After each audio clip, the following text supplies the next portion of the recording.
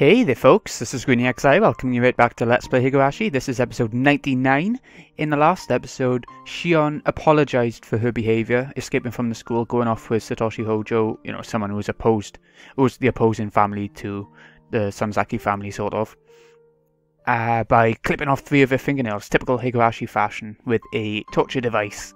So, it'll be interesting to see how the story progresses from there. Here we go. I woke up.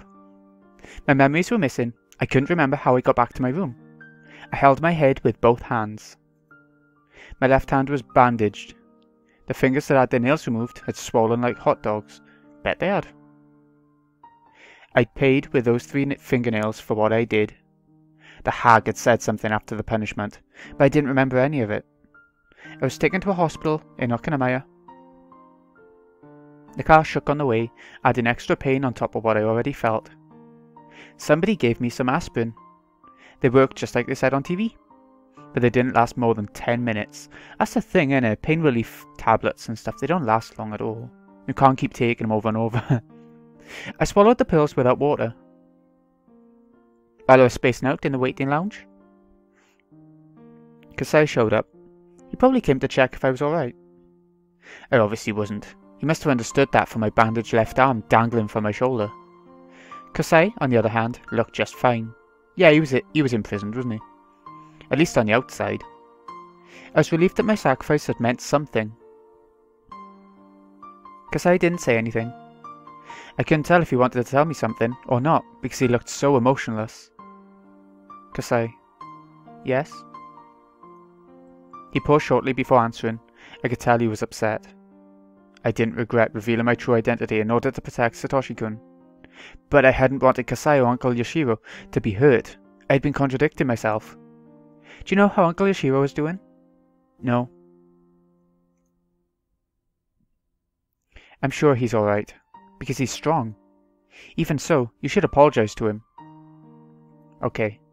I wanted to ask him about Satoshi-kun too. I wondered if he was captured or harassed by the Sonzaki family because of me. Yet, I was so hesitant to ask Kasai. After all, I'd chosen Satoshi-kun over them. Was Satoshi-kun alright? I hoped he wouldn't get caught or incarcerated somewhere. I paid the hospital bill and Kasai gave me a ride home. I finally realised that somebody was knocking on my door. Shion-san, it's not healthy to sleep so much. It was Kasai. Back to real time. He put some side dishes on the table and we started nibbling at them. At least Kasai still likes Shion, after all that's happened. How do you feel? Depressed. Have you been resting? Have you been eating? I've been eating the stuff left in the fridge. Otherwise, I've been either sleeping or staring at the ceiling. It had been 3 days. I'd just been lying down since then. I woke up every now and then in my shallow sleep, but I didn't feel like getting up or thinking. I felt like I'd just been floating the whole time. My appetite was gone, but I came back with the smell of the food Kasai brought. He's good at that, bringing food when she needs it. I wasn't able to think of anything to talk to Kasai about, so I just ate silently. I got a call from Mion-san yesterday. She was saying she called her a few times, but never got through. The moment I heard Mion's name, I felt my wounds throb. But I didn't stop Kasai, who continued. Because you paid up, the family decided to close the matter. You will officially withdraw from St. Lucia's and transfer to a school in Okinamaya. Well, that's good. They finally acknowledging my right to make my own decisions, huh? Indeed.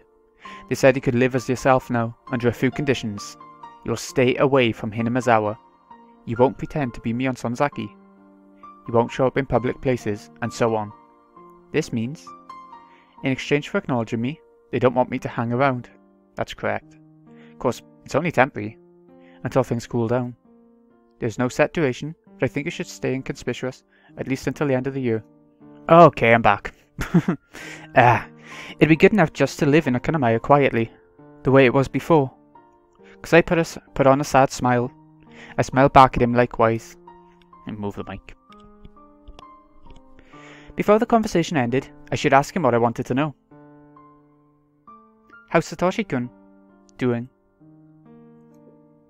I wish that Kasai would assure me of his safety right away, but he didn't answer like that. Kasai, is he alright? Shion-san.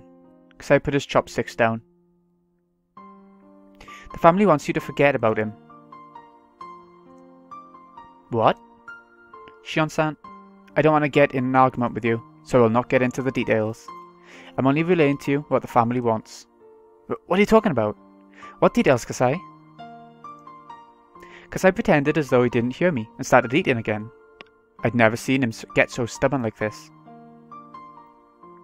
Sonsaki family had been using the Hojo family as a scapegoat.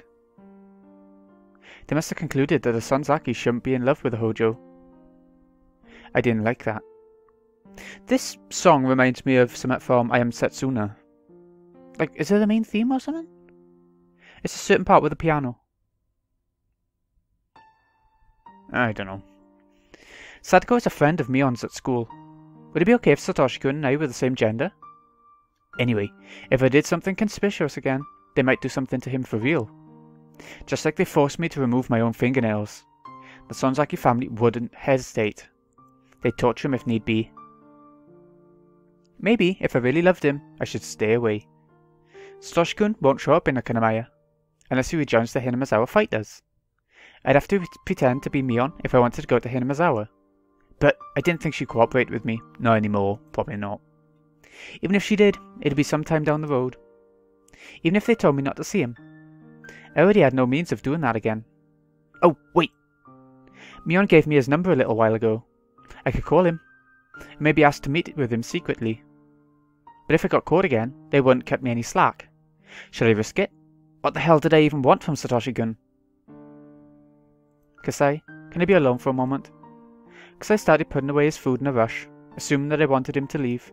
Oh no, that's not what I meant. Take your time and finish your food. I just want to take a walk. You can't lock this place up if I don't step out with you. Kasai quickly put away his meal and followed me out. Just to be clear, I'm not going to see Satoshi-kun, alright? I see. I turned around and started walking.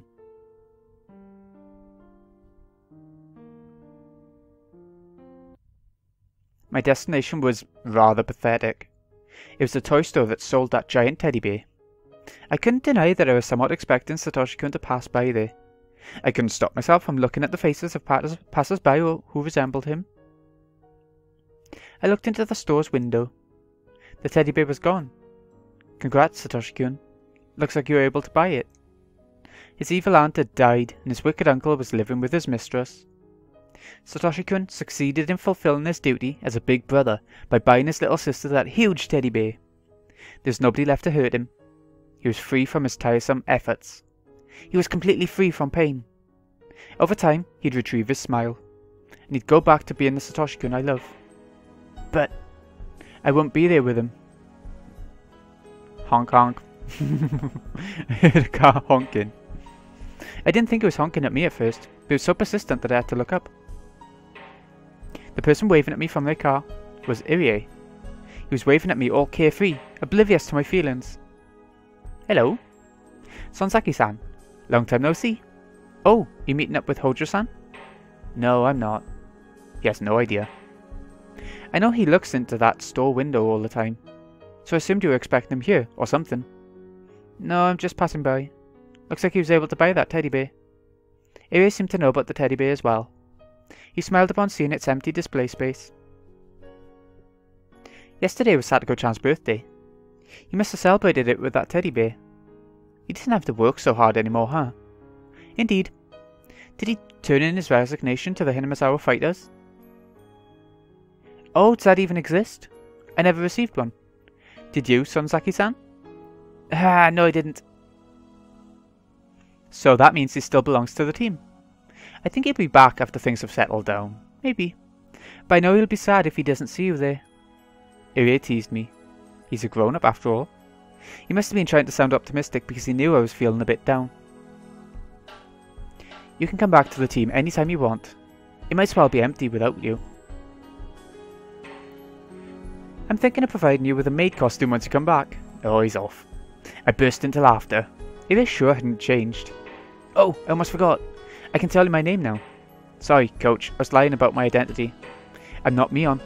I'm your twin sister, Shion. I've been pretending to be here for a few reasons.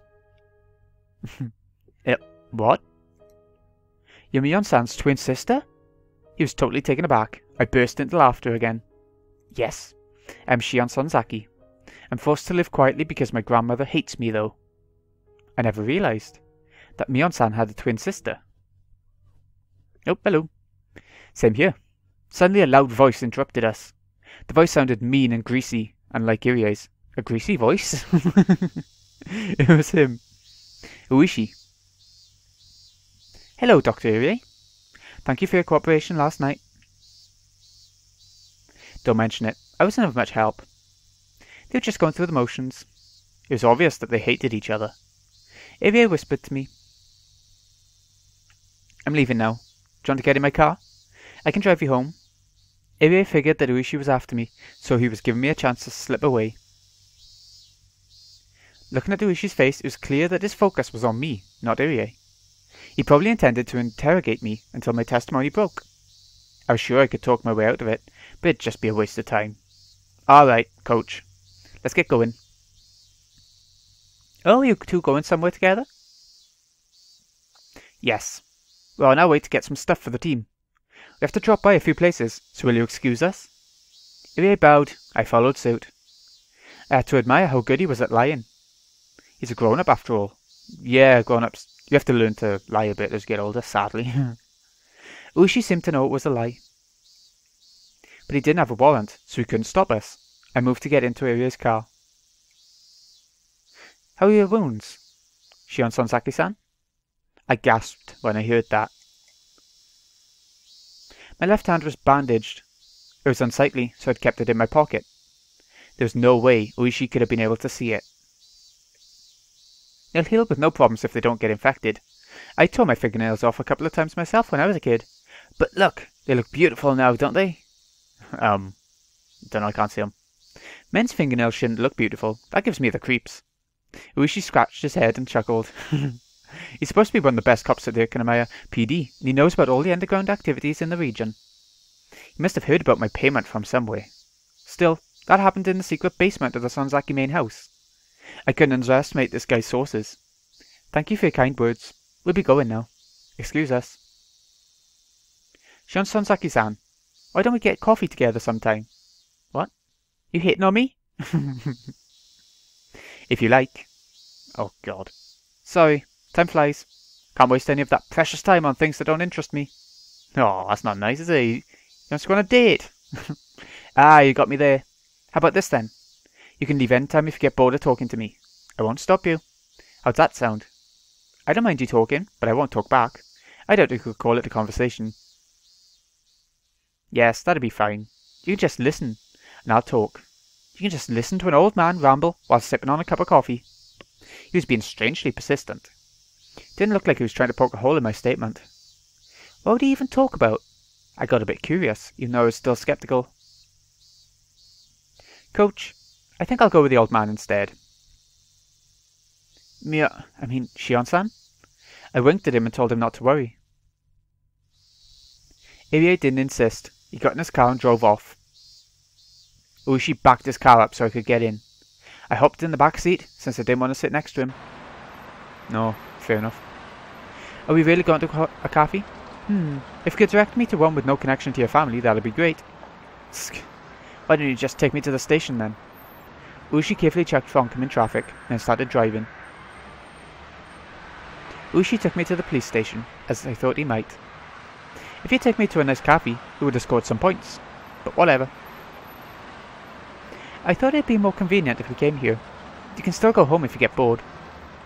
Try your best not to bore me then. Do you want me to go into the station hand in hand with you? Uishi chuckled and got out of the car. He escorted me inside the station. I thought he'd take me to an interrogation room, but instead he took me to an office of the investigation division. Officers in both suits and uniforms were working at their desks, answering phones. There was a desk with a plate that said Section Manager, and nearby there were couches, and tables. Uishi told me to sit on the couch and started making some instant coffee. I'd never been to this part of the police station. I looked around in curiosity. Did you think I'd take you to an interrogation room? Uishi brought over a tray with coffee cups on it. He treated me better than I expected. I thought he'd whip me or something. My tastes don't run that way. Yeah, he's not that much of a perv. So? I thought you wanted to talk. Alright, I'll cut to the chase. Are you in love with Satoshi Hojo-san? San? What? It's getting boring already. I'm going home. Okay, please forget that. Ushi must have known why I had to remove my fingernails. He wasn't trying to confirm that I liked Satoshi-kun. What he was really saying was that he knew already. I already talked to Detective Kumagai about Satoshi-kun's alibi that day. Of course, I read Kumagai-kun's report. I know you were with him. I'll just repeat the same statement no matter how many times you ask. Don't think you can poke holes in it? No, that's not what I meant. You're a smart person. I know that wouldn't work for you. I wonder what you're after. You're wasting your time if you want information on Satoshi-kun. There's nothing more to talk about. This is boring me after all. I'm going home, since that was our agreement. Excuse me. I got up off the couch. Shion-san, I did want to get Satoshi-san's alibi from you. I admit it. That's it then.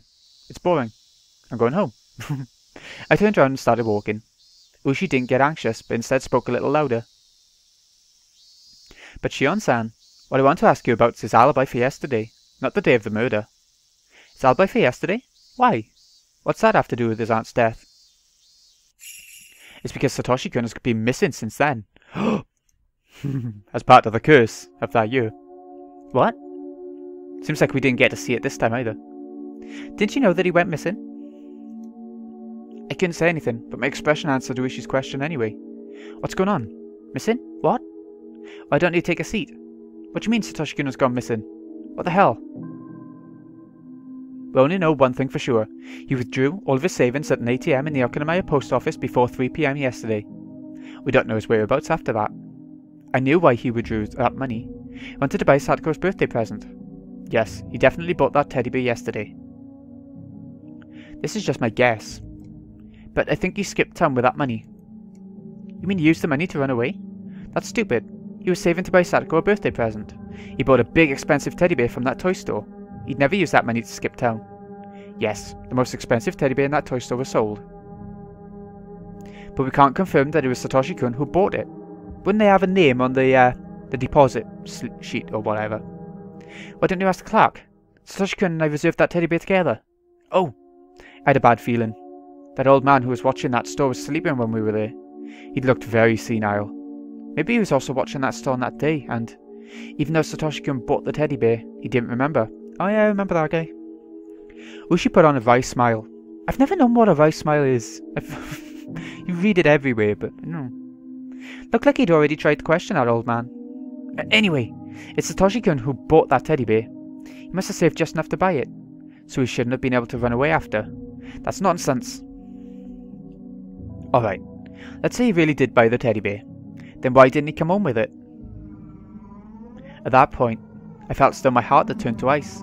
Satoshi-kun had been working hard to buy that teddy bear, even though he was under extreme mental and physical stress. After all that, he finally managed to buy it. It's unthinkable that somebody else just showed up and bought the same teddy bear. The teddy bear was gone because Satoshi-kun bought it. Nobody else. But if so, Satoshi-kun should have given it to Satoko. But though he bought a present for her, he didn't come home. He didn't come home? That was impossible.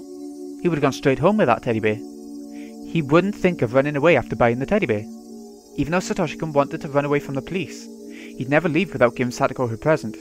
Anyway, it must have been Satoshi-kun who bought that teddy bear. I can say that with 100% certainty. The question was, why didn't he bring it home? That teddy bear was huge. It wouldn't fit into the basket of a bicycle. He might have brought some straps to tie it to his bike. You wouldn't have thought of running away on a wobbly bicycle like that. He necessarily had to go home after buying the teddy bear from the store after withdrawing the money. Nothing could have happened when he was going between the ATM and the toy store. It was impossible. Nobody else could possibly have bought that teddy bear. Never! That teddy bear had been sitting in the showcase up until that day.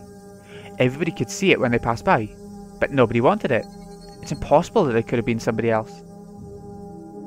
There should be no question that he went to the toy store after he withdrew the money. What about the route between the toy store and his home? There shouldn't be any question there either. He shouldn't have been able to do anything with that huge toy. He shouldn't even have thought of making a stop on the way, so he must have headed home, right after he bought the teddy bear. But nobody saw him after that. It was simple then. Satoshi-kun went missing on the way home from the toy store. He went missing? What did that mean? I was sure he killed his aunt. He's not that shrewd. Maybe he couldn't bear the pressure from the police.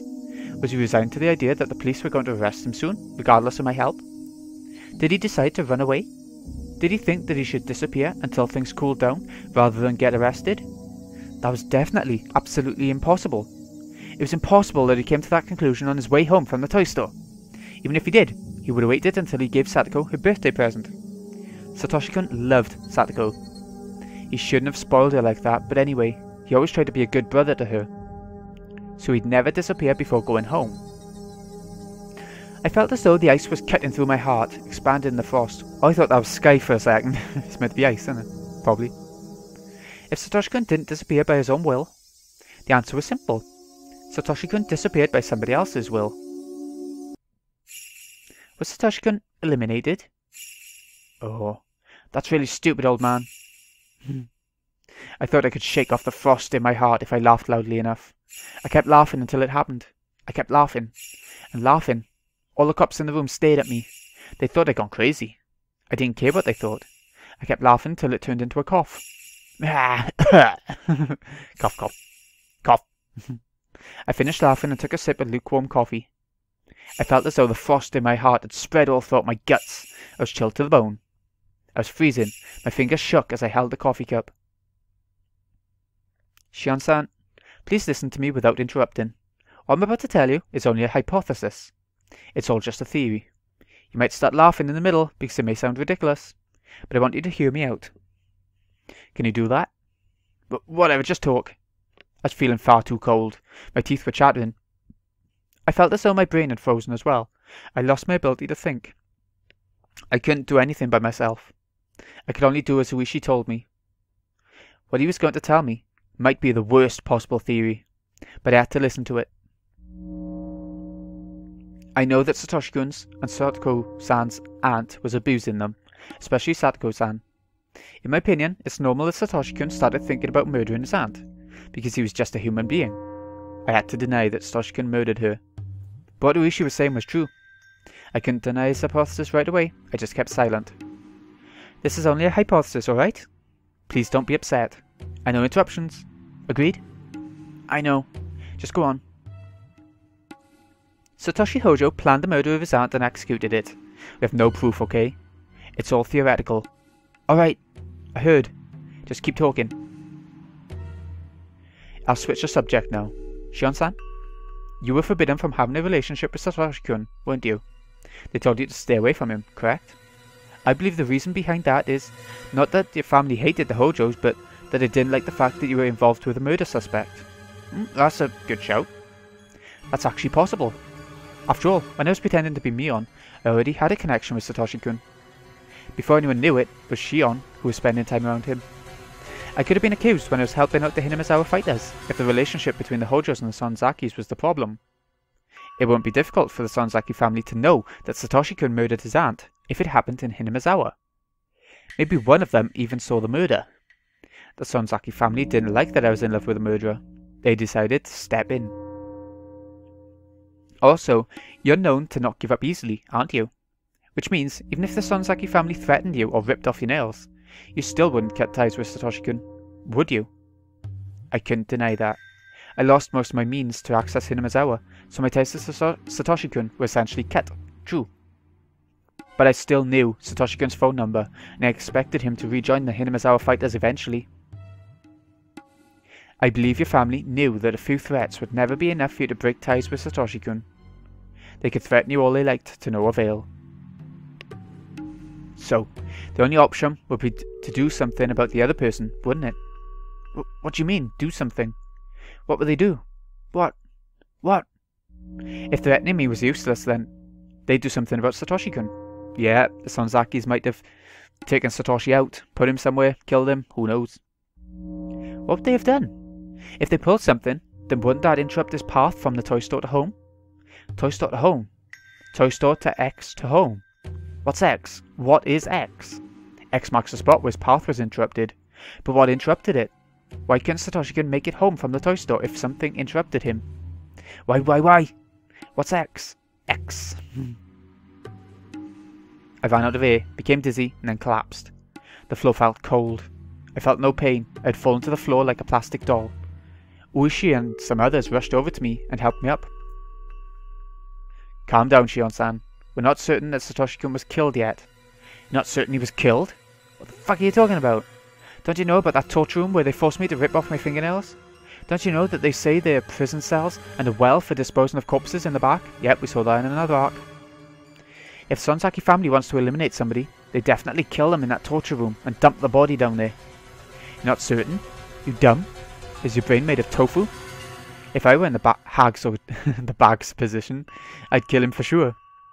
I wouldn't let him get away. If I would kill him, then the hag would definitely kill him. Shion-san, please calm down. This is unconfirmed, but I have information that somebody witnessed a young runaway male at Nagoya Station, who took a train from there to Tokyo. The clothes didn't match, but it was possible that he changed what he was wearing to hide from the police. It's still possible that it was him. Is he alive? Is he? They don't know. This is also a theory, but let me go on. Your twin sister Mion-san is the closest person to Oyu Sonzaki, correct? I'm assuming that Mion-san stopped Oyu when she suggested murdering Satoshi-kun furtively. Mion? That was possible. She could have tried to calm things down out of pity for me. That idiot was always so indecisive. She should have been clear on it if she wanted to save him or not. But she probably seemed vague about that. She must have persuaded the hag to reduce the punishment to banishment instead of death, just to avoid feeling guilty. I believe that the Sonzaki family contacted Satoshi-kun. They probably told him that they couldn't cover up the murder and told him to disappear somewhere far away. They forced him to be more accurate. Satoshi-kun would have rejected that. He would never leave Satoko behind. I agree with you. Satoshi-kun was working at the places Mion-san referred him to, wasn't he? So the family knew that he had enough money for a getaway. But he'd never use it for anything other than buying that teddy bear. You're right. He must have gone straight to the toy store after he withdrew the money. But what if the teddy bear was already sold when he got there? That would have been a very desolate situation. He'd been working hard, but they reserved it, right? While his aunt abused him, he worked at many different jobs. The money was worth all that pain. He went to the toy store with that money in order to buy his beloved sister a present. That was the only purpose for that money. He must have looked for the teddy bear as he'd always done. But it was gone. He wouldn't have gone into a panic right away, because he was always so optimistic. He might have thought the store was wrapping the gift for him because he told them he'd pick it up that day. He must have gone into the store joyously. I couldn't guess at exactly what happened next.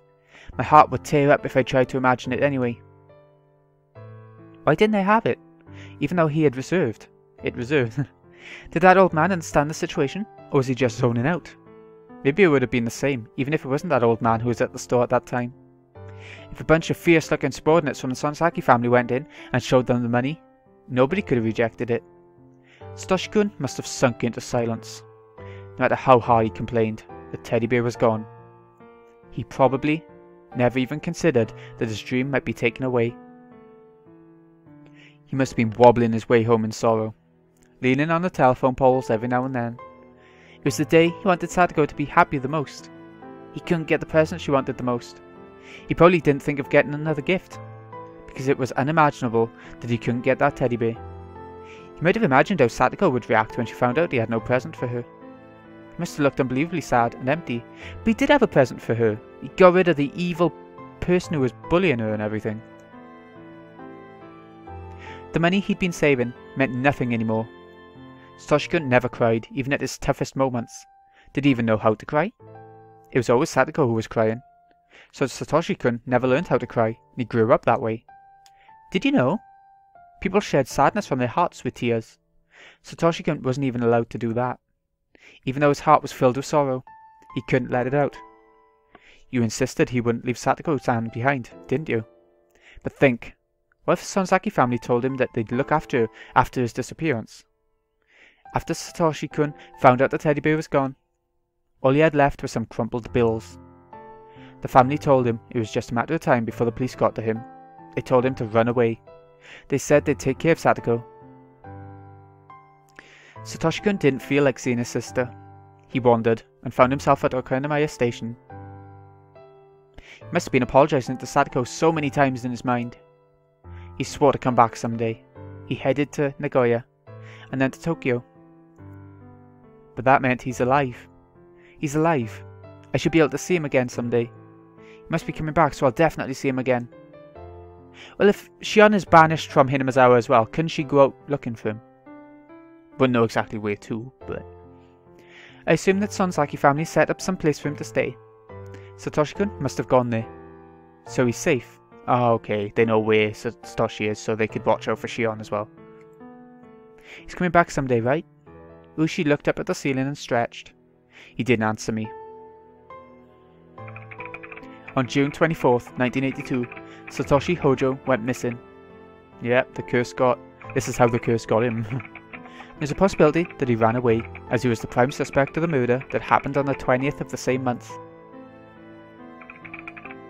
Allegedly, someone resembling him was seen at Nagoya Station, embarking on a train heading to Tokyo, but the truth is unknown. I can't click along to this, it's automatic. No one has seen him since. As a matter of fact, no one even knows if he's still alive. That went quick. Ugh, Satoshi's gone. I wonder if we're coming towards the end now. I would imagine so, because all the main plot points are wrapping up, I think. Ooh, two tips. Train to Nowhere. That was quite sad, actually. Shion screwed, in terms of Satoshi. Okay, notebook page 34. The information that Satoshi-kun might have headed to Tokyo hasn't been verified. It started as follows. A young man came to the lost and found window looking for his wallet. The station employee asked him to write down his name on the form. Then the young man started writing Hojo as his name, but he stopped in the middle, crumpled the form, and wrote a totally different name on another form. Another station employee witnessed a similar-looking young man rushing into the train heading to Tokyo. The employee from the lost and found, and the employee who was on the platform, talked about the suspicious young man in the locker room. That was all. The wallet of the man named Hojo was never reported as found to the lost and found office. Okay, so there's a bit of evidence, a bit of eyewitness to Satoshi going that way. It's probable. Okay, notebook 42, page 42. At first I thought Ueshi's theory that the Sonzaki family banished Satoshi-kun from Hinamizawa and looked after Satoko in return was bogus. But thinking about it now, it doesn't seem too far-fetched. After all, Satoko Hojo started living with Rika Furude after Satoshi-kun's disappearance, as we know from the following year, with Keiichi. Rika Furude isn't just a regular girl. She was the head of the Furude family, one of the three families. Yeah, so they said they would look after Satoko, so what better way than for her to live with Rika, one of the other main families. The head of the Kimeyoshi family is Rika Furude's guardian. The Sonzaki family probably couldn't step in, due to having been officially opposed to the Hojo family, but Satoko Hojo is in the custody of the three families now. Even though the Hojo family was severely ostracized during the dam conflict, Satoko Hojo was now under protection. It seems as though only Satoko was exempted from blame. Why was she spared, even though Satoshi-kun wasn't? Well, they did help Satoshi. They helped him get away from the police and everything. That's probably what they were thinking, right? Well, we still got more to go, so I guess we'll see. That was quite a long episode. Yeah. Got through quite a bit in that one. But anyways, this has been Greeny XI. Hope you've enjoyed. Thank you so much for watching. I'll see you again in a bit when we see how Shion gets on after Satoshi's escape and everything. I assume. Thanks again for watching, folks. See you again in a bit.